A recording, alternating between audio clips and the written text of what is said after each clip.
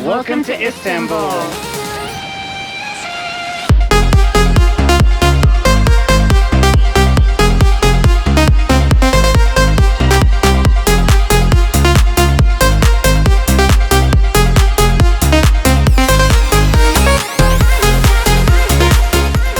Over the next week, we'll be exploring Istanbul, Turkey, both on the European and Asian sides.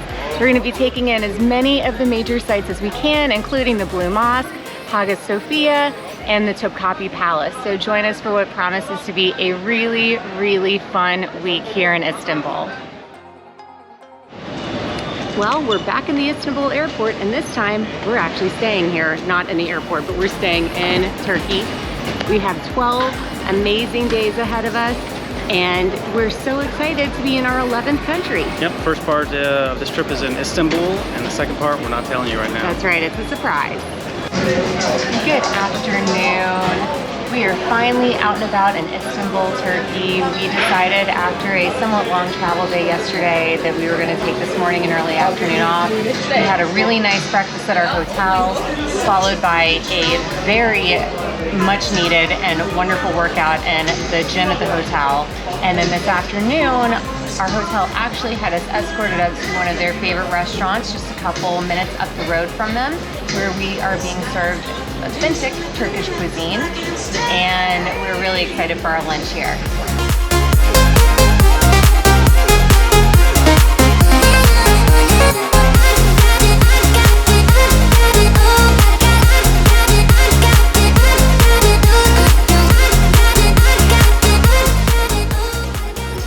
I got to eat chicken shish and went a little more authentic, and Baron got chicken fettuccine. Not so authentic, but still, it looks amazing.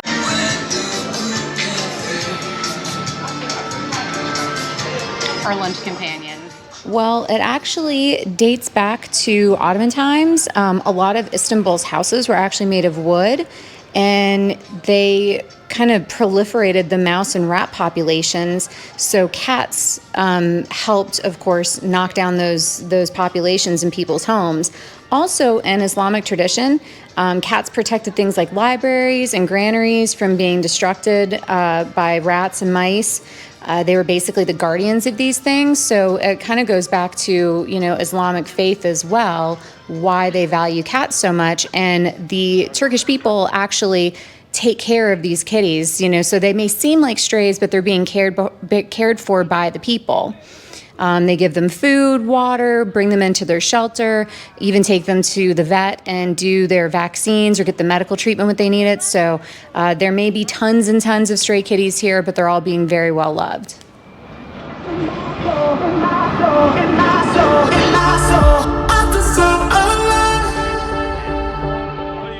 We just finished a delicious lunch and even made some new friends. Some of them were human. They were from the UK, and that was really nice getting to talk to them. And then also made some furry friends. I had this little kitty that jumped up in my lap and didn't want to leave. Literally started hissing as soon as I tried to pull her off. I felt so bad. I felt so bad. We are enjoying just the most gorgeous sunset over Istanbul here from our balcony. Istanbul is giving me some serious San Francisco vibes right now, just being this close to the water, all the boats out there, you can hear all the seagulls, and you've got this absolutely gorgeous sunset. You can kind of see the city, like the big part of the city off in the distance. So last you saw us, we were walking around the streets on a Sunday, and now this is a bustling Monday, just around lunchtime. And it seems like here in Istanbul, it's where all the goods are delivered, basically on a Monday. So everybody's outside their shops unpacking all the items delivered, and it's a hustling, bustling afternoon for sure. Very different than yesterday. It is a stark contrast to yesterday, where little pockets of town were just basically kind of shut down. Most of the businesses were closed. There wasn't really anybody out. And then in the areas that people were out, it was just kind of more relaxing at a restaurant or cafe, enjoying its heat and having a chill Sunday. It's very, very different today. It's cool to see. Yeah, we are currently on our way to about a half mile to the Blue Mosque for our first visit while we're here in Istanbul. So we're excited to see this new exciting city and this first attraction. Absolutely, yeah, we've been waiting for this for a long time. We were gonna do something yesterday, but with certain things being shut down, and then I obviously also got a little bit sick when we were in Egypt. I've got this like head cold thing I'm trying to get over right now.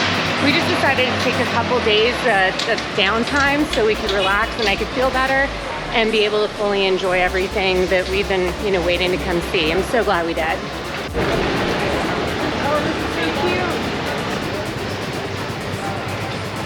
cute. You know, we were saying yesterday what a culture shock difference this was from leaving Egypt, where it was hot and sandy, dusty, to now being 68 degrees.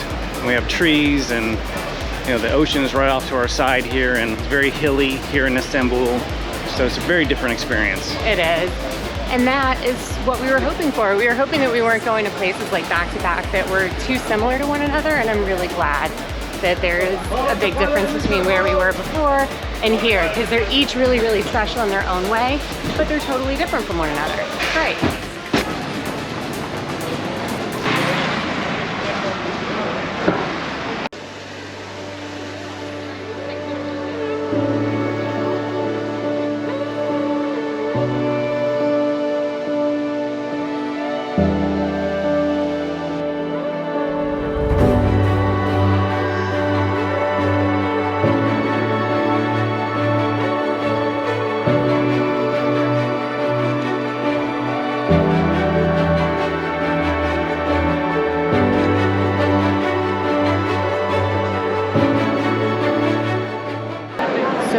The iconic Blue Mosque here in Istanbul, and just, you know, a little bit of history about it. Of course, they call it the Blue Mosque because of all these beautiful blue tiles. There's kind of two layers to the mosque. You've got blue tiles kind of on the bottom, and then you have these beautiful painted frescoes going up from there up to the domes on the ceiling. There's also these massive columns, and they almost have like a blue hue to them as well. They call them elephant's legs. These things are like 60 tons each, and they are really, really sturdy. The mosque was designed by the same person. He was actually from India. He was an engineer, came here, designed the Blue Mosque, and then went home and designed in Agra the Taj Mahal.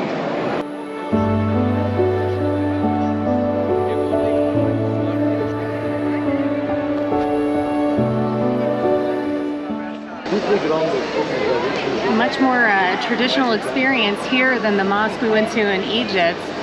You know, there it was kind of like they suggest you wear a head covering and suggest you have stuff covered, but here it is definitely strictly enforced for women as well as men. Of course, men don't have to have their heads covered, but have to have arms and legs covered for sure.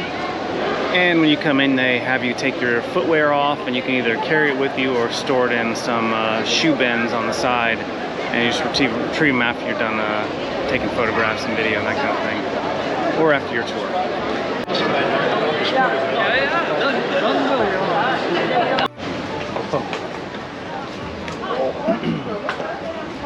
Okay, you may be wondering what that chain is for, and our tour guide informed us that back in the day it was a way to have horsed riders dismount and show respect before they came into the mosque. Which I find really, really fascinating, and it makes a lot of sense as to why they would do that. So people kind of knew their place as they were entering the holy place. It's really cool. And then some seem to think that the term "get off your high horse" comes from something like this. From this chain right here. Yep. Yeah, neat. This area we're standing in is known as the Hippodrome. Now, this is the area that during the Roman Empire, because yes, during the Roman Empire, the Romans did control what is now considered modern-day Turkey. This was the area that people would come to watch the chariot races, which is really cool. You can see that this stretch would actually be perfect for a chariot race. Behind me, there are three different columns of note. So to the farthest column, you'll see the column of Constantine. That's, of course, Roman Emperor Constantine. The middle one is part of a column. It's the serpent column that was brought here from ancient Greece. And then the closest one to me is actually an Egyptian obelisk that was brought here from the Temple of Karnak. Now, when we went to Karnak Temple in Egypt, we actually got to see three of the obelisks that were there, and our guide told us that a fourth one had been brought to Turkey, and apparently That's it. So really, really cool. Thousands and thousands of years of history right behind us here in this extremely historical area. Yeah, and one thing to note is when they were bringing this particular obelisk here from Egypt, it did break, and so we're not seeing the full length of the obelisk. It was cut off at the bottom after it fractured during transportation, and now this is just part of it, because the ones in Karnak are significantly taller. So, and one other thing, so like Darren said, because it was broken off, the base was broken off, what you'll see is actually two totally different things going on. The column itself, the obelisk itself, is all Egyptian, but the base is Roman. The Romans, the ancient Romans, they carved that base, and there's all kinds of like faces in it. It's really neat that those two pieces have been put together, and you have basically two different empires that were melded together like that.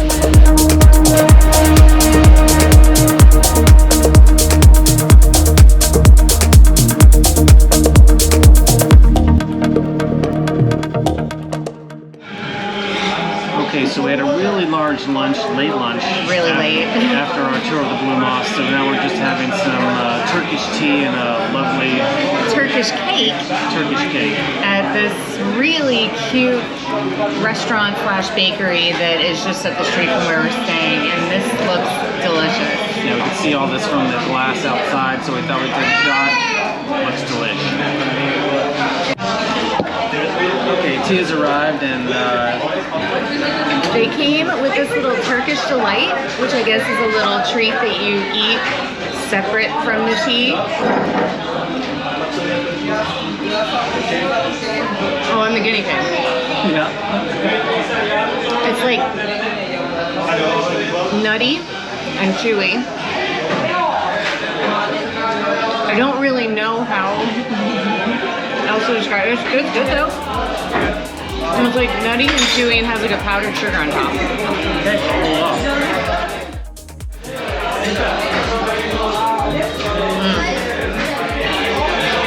That's a good choice.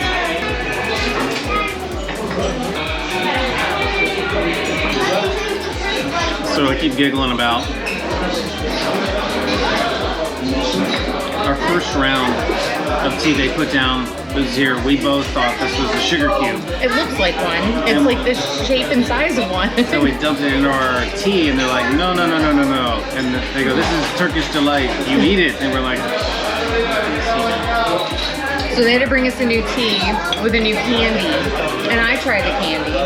I think Darren should try it too. yeah, moving right along.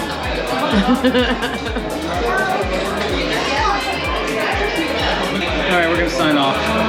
Night, night. Our first time taking the tram here in Istanbul is a little bit of an adventure. Thank goodness our guy at our hotel, Mr. Osman, was willing to send one of the staff up with us to guide us as to where to go, and also had to use the Metro card because we had no idea what we were doing.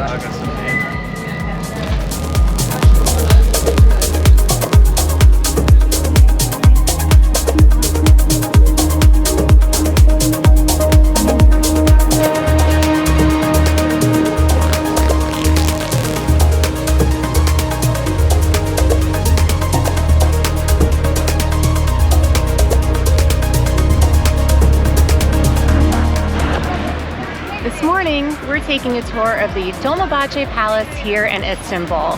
This was the second of two major palaces built during the Ottoman Empire. Now this palace was built in 1843, between then and 1856 by the 31st Sultan of the Ottoman Empire, basically as a result of the feeling that the former palace that they had, the Topkapi Palace, was kind of medieval and lacking in the luxury of other palaces of the European monarchs at the time. So they basically went into massive debt building this palace. It cost them 5 million Ottoman lira to build, which is the equivalent of $1.9 billion today. And this palace right here is part of what led to the kind of the downfall of the Ottomans' economic situation.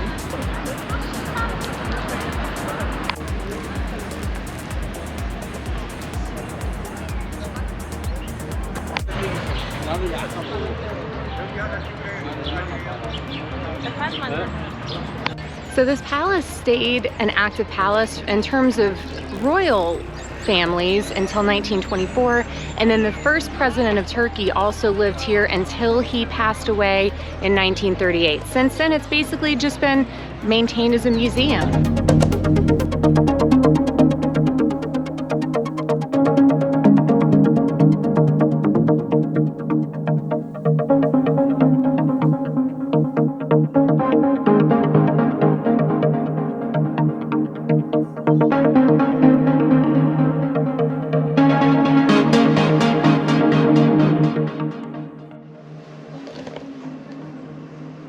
How cute. We came back from our excursions today and found that housekeeping had done up our bed with these really cute little swans with our towels, and then they made this really pretty little design with our bed scarf. So cute.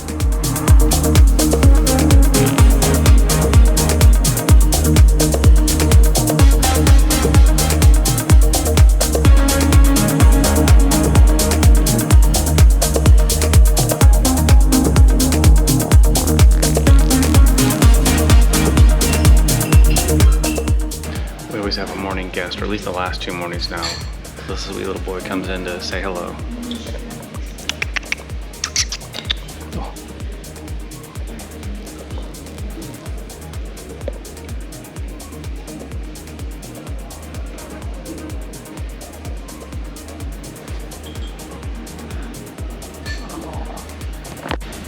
I'm not gonna lie, I love this. They're so sweet. My baby. He's purring so hard.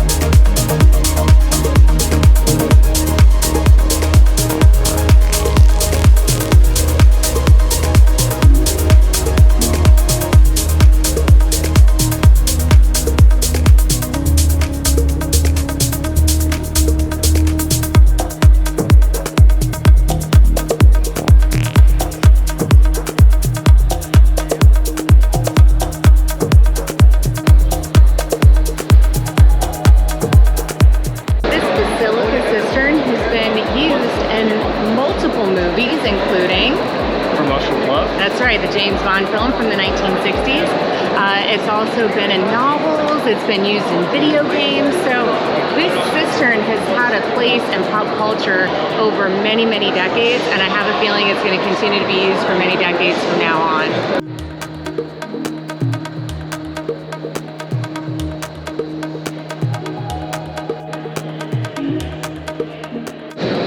We found the Medusa heads! At least one of them. At least one. It's very cool. It's very, very cool. Her face is on its side, and there is some significance to its angle. So basically, they don't entirely know where these Medusa heads came from, though they do believe that it came from one of the Roman structures from when the Roman Empire ruled over what is now modern-day Turkey. But the thought is that they inverted and placed these Medusa heads on their side to kind of negate the power of Medusa's glare. So I think that was really cool that they thought to reutilize some of those structures, but to do it in a way that would kind of protect them from the ancient mythology. It's really neat. Yeah, it's very cool. All right, so we're kind of finishing up here at the Basilica Cistern. There are tons and tons of tour groups here. We opted to do a self-guided tour. We didn't do an audio guide. We could have paid for those. It'd only be like 100 extra Turkish lira per audio guide, which is like $1 or something like that. For the 25 euro or 27 US dollars per ticket, this is absolutely a worthwhile place to come visit. It's really cool, tons of history here. Really amazing what they were able to do with this space when it was constructed. and of course what's happened with the space since then. And I just think it's a really special and unique building here in Istanbul. We are attempting to be healthy after about a month of not being able to really eat salad while we were in Africa. We decided today to go a little light with lunch and got ourselves some really delicious looking salads. So I got the crispy chicken salad, and we have bread on the side. We have 2 more Turkish teas coming for our drinks, plus some water. And Nina's, what is this? What's your salad called? I cannot even remember what it's called, but it's really yummy. It's got some olives, tomatoes, halloumi cheese, and a really light dressing on it.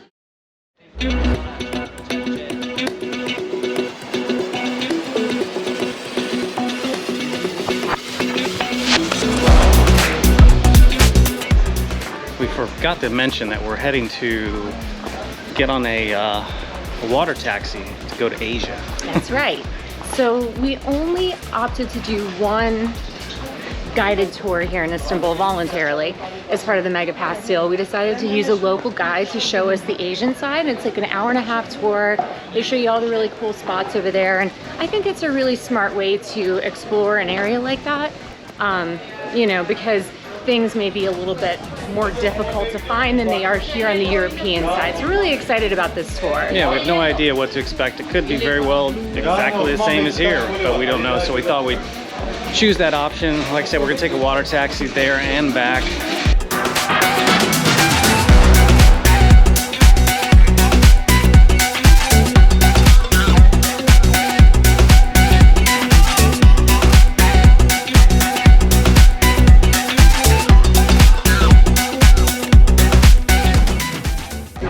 We are finally in Asia, our 3rd continent. We made it. We did! So our guide was telling us one of the biggest differences from the European side to the Asian side is prices. And Yes. it's supposedly significant. And he made a comparison to, let's say, a glass of beer at 200 Lira. Turkish lira, and here it's 75. So big difference. And I read that in blogs too, that even like accommodations on the Asian side tend to be way more affordable than on the European side. So something to keep in mind, especially if you plan on spending a lot of time in Istanbul, like more than a week, I would say. It's maybe worth looking into. Yep.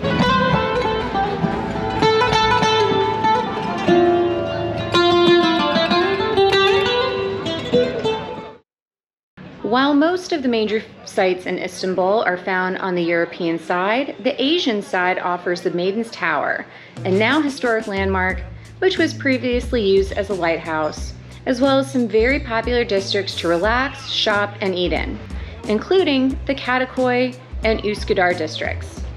We're visiting the Katakoy district on our tour today, which offers tons of coffee shops, tea houses, bars, and cinemas, and a beautiful coastline along the Bosphorus Strait. In addition, the Katakoy market is extremely popular and considered a foodie's paradise. You can grab a Turkish coffee or sit down for dinner on the picturesque Umbrella Street. One of the other major sites to visit includes the Bronze Bull. Though it is now found in Katakoy, the bull was originally from Alsace-Lorraine, France. It was constructed in 1864 to commemorate the French victory over the Germans.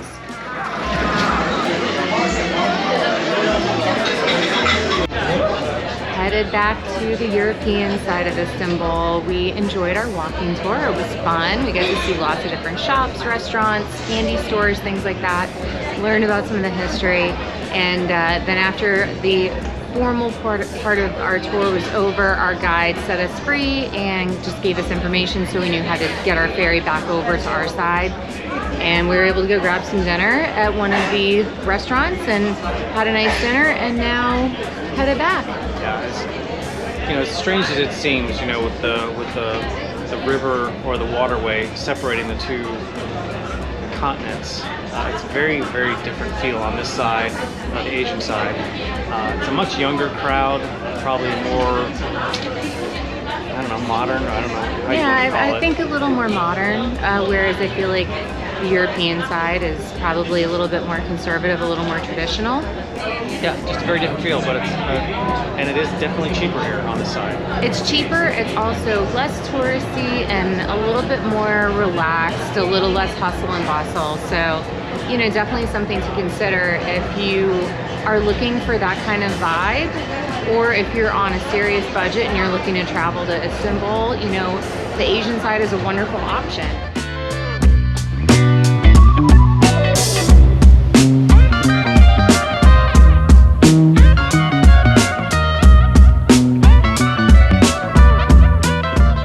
Well, we survived our walk back to our hotel, and for a while we weren't really sure that we were going to, because we ended up on a bunch of dark alleys where there were no humans, trash was blowing around in the street, cats were running around.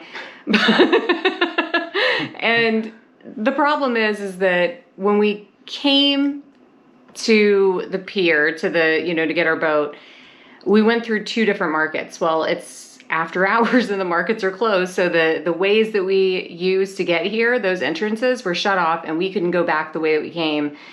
And the GPS was taking us some weird routes and we were just trying to have to compensate for that. And honestly, we didn't even film because Darren was like navigating and I'm just had my head on a swizzle so that I could make sure I monitored any random people that came popping out of the dark. Well, you know, anybody that we did pass, honestly, nobody gave us a second look. And, you know, the roads were deserted and it was basically some trash trucks and people picking up trash and just some random people walking back to home from wherever they came from. And, you know, it was not the direction of the place we wanted to be, given, you know, we don't know the city and that kind of thing. But, you know, we survived. Like I said. So, yeah, lesson learned, you know. Got to be more careful, I guess. It's an Istanbul adventure. That's right. We made it. Time for bed. Yeah.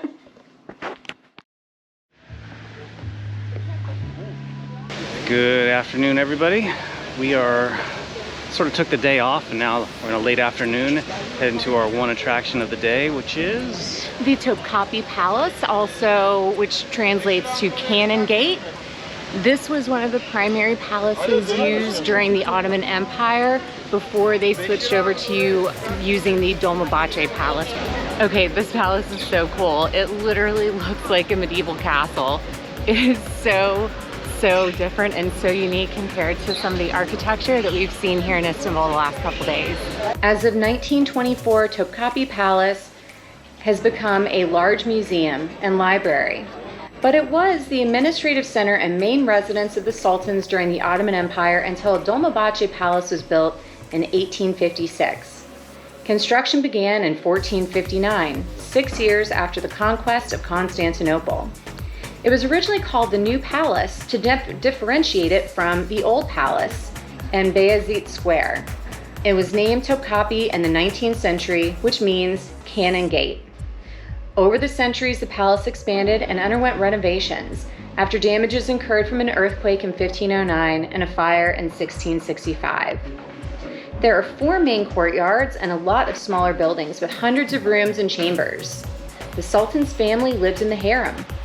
This palace lost its importance over time as the Sultans started building palaces along the Bosphorus Strait. And eventually, Dolmabahce Palace was built to take over as the administrative center. Topkapi maintains certain functions, including imperial treasury, mint, and library. And today, Topkapi Palace is a protected UNESCO World Heritage Site.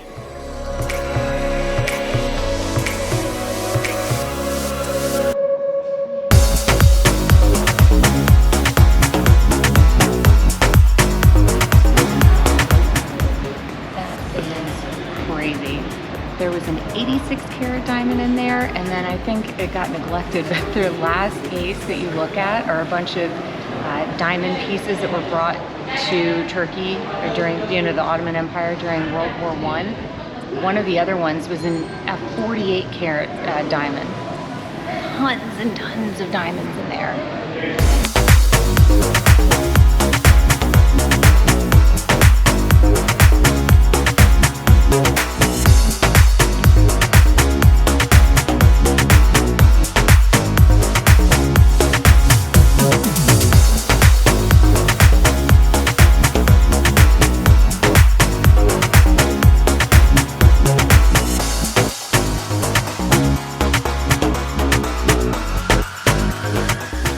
Okay, that wraps our time up here at the Topkapi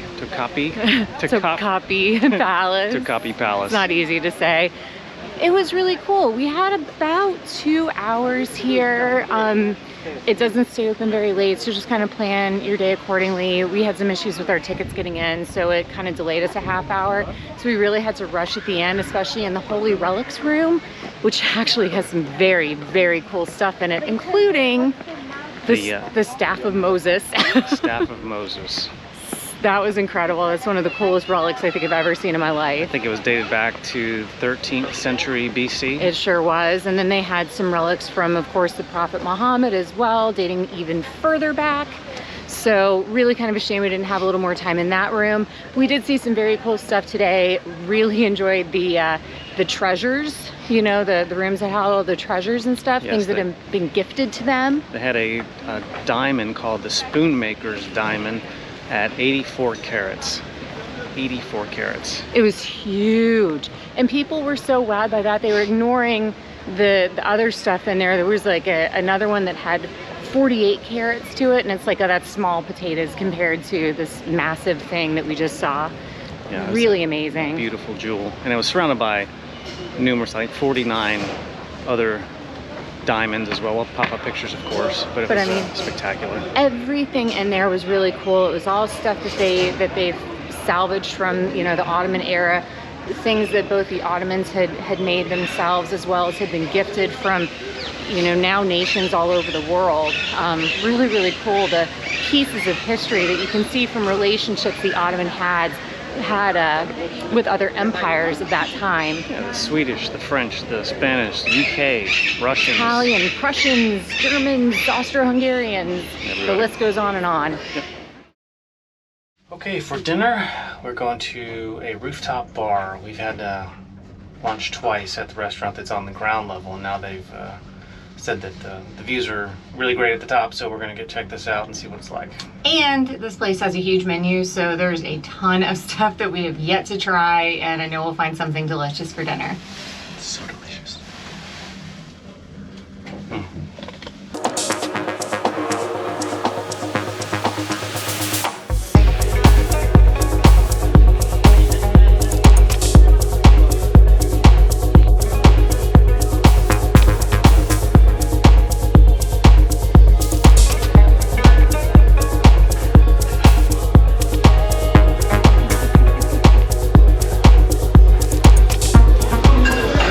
Very Turkish meals over here. I got curry chicken and Darren got chicken with mushroom sauce, but they both look absolutely delicious.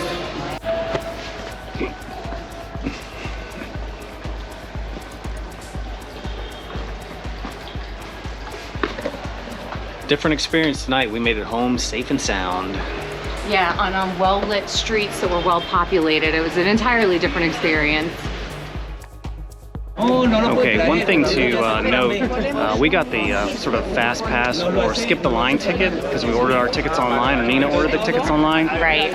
On the high season, you can wait up to 2 hours to get into Hagia Sophia if you don't pre-purchase your tickets. Easily. And today is a shoulder. We're here during shoulder season. That line is at least 2 hours, and it's a Friday, which means the mosque is actually closed from 12 to 2:30 for prayer. So a lot of those people, I think, are not even going to make it in until later on this afternoon when it opens back up. And it's going to be a tough day for them trying to get into this mosque. So when I got the Mega Pass, it gave me options for the sites that I wanted to choose as our main sites.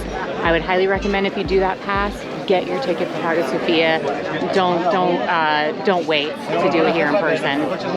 Hagia Sophia is the last of 3 churches built on the site by the Eastern Roman Empire.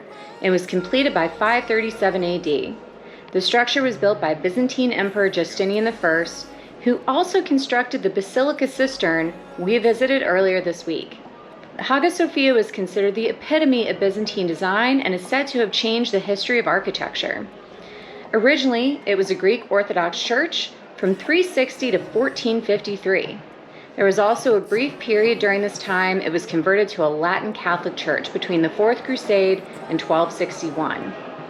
It then became a mosque after the fall of Constantinople in 1453. which it remained until 1935. It's our last day in Istanbul, and I think we saved the best for last. We've chosen to visit Hagia Sophia today, which is, I think, one of the coolest buildings I have ever seen in my life. This mosque, which is now today a mosque, started off as something entirely different, and it has transformed over the different centuries. And I think just seeing all those different parts of history and pieces of culture make it a truly unique and special site to see. So even if you aren't really like into religious sites, if you love architecture or you love history, this is a must-see on your bucket list when you come to Istanbul. Yeah, and also make sure you do your research. If you don't do a guided tour, do your research before you go into the mosque, because there are bits and pieces all over the mosque that, you know, were once a Christian church, correct? Right, yeah. Relics of you know, the Christian churches and Greek Orthodox Church that it once was. And so it's important to know that, so you can look in specific spots to know where those pieces are. And of course there are pieces, mosaics on the wall that are very visible, and they have some explanation, and they're a great piece of history. So now off to our very last major site here in Istanbul, the Grand Bazaar.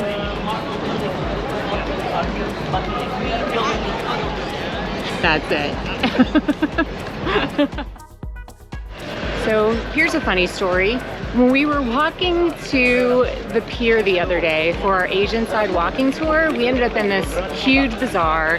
Had no idea we were going to be entering in there. Really didn't know where we are. Turns out we were actually in the Grand Bazaar. We had no idea. It wasn't until we were on our way back later on that night, and all the scary side streets and things like that in the middle of the night, dark and no one around us, that we saw signs behind the bazaar that said Grand Bazaar, and then that kind of clued us in as to where we actually were. So we're going back today to actually experience it, not just pass through. And I'm very excited because this is a really, really cool bazaar. Yes, and it attracts something to the effect of 90 million people a year. Yeah, which is about 250 to 400,000 people per day. This thing is massive.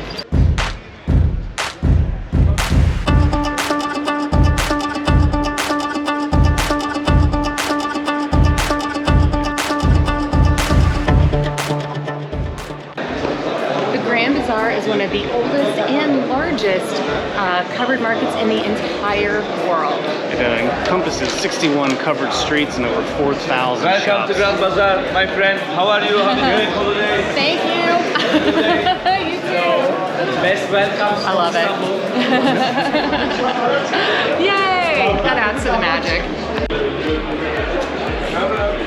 You could really spend all day here and literally still not see everything. So I think it's best to come in with a plan, know kind of what it is that you want. People will try to pull you into their stores and to, you know, see if you're willing to buy stuff. They're also very nice about it when you just politely say, no, thank you, I'm not interested today. So they're not super aggressive. They're just trying to make that sale. So it's been a really cool experience overall. I highly recommend stopping in here.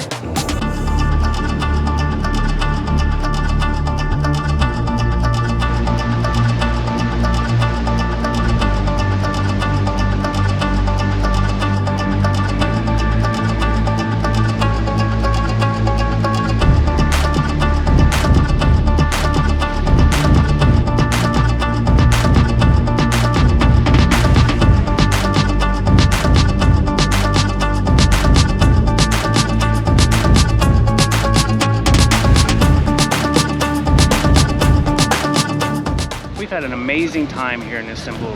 We've had a week of amazing sights, attractions, culture, and wonderful people. Not to mention the cutest kitties and puppies ever. There are so many reasons that we have fallen in love with this city, and honestly I just don't think a week was enough. I think we could spend months here and still not see everything that this amazing city has to offer. And as always, if you would like, subscribe and share, it would be great for our channel and help us to grow. We'd really appreciate it. Thank you so much for all of your support, and we can't wait to see you again next week. Bye. Bye.